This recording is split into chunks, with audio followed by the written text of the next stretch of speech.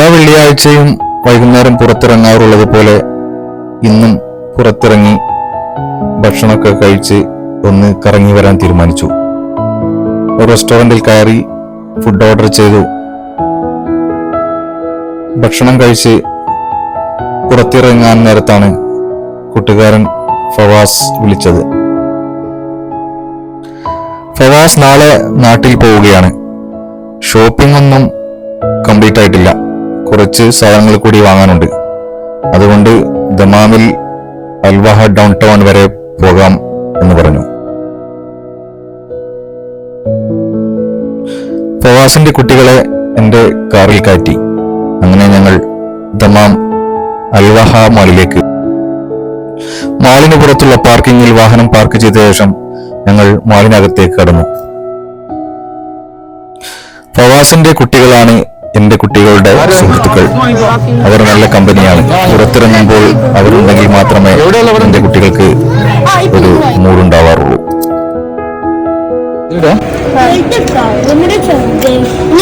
മാളിനകത്ത് ₹1 കോയിനിട്ടാൽ കിട്ടുന്ന മിഠായി ഉണ്ട്. അതെടുക്കാനുള്ള തിരക്കിലാണവർ.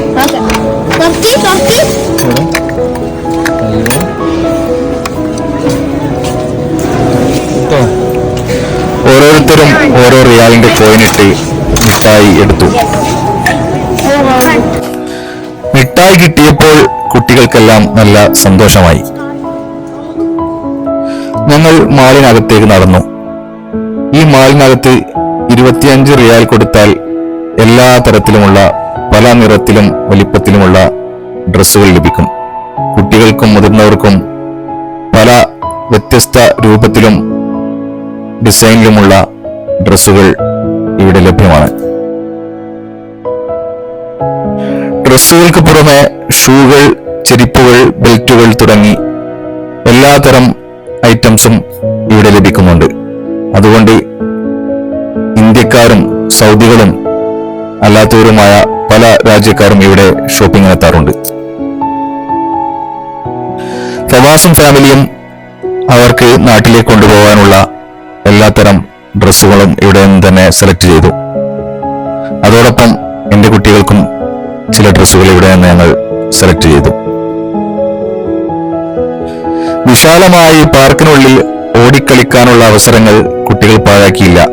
അവർ ഡ്രസ്സ് എടുക്കുന്ന തിരക്കിലൊന്നുമല്ലായിരുന്നു. അവർ മാളിനകത്ത് എല്ലാ സ്ഥലത്തും ഓടി നടന്നു.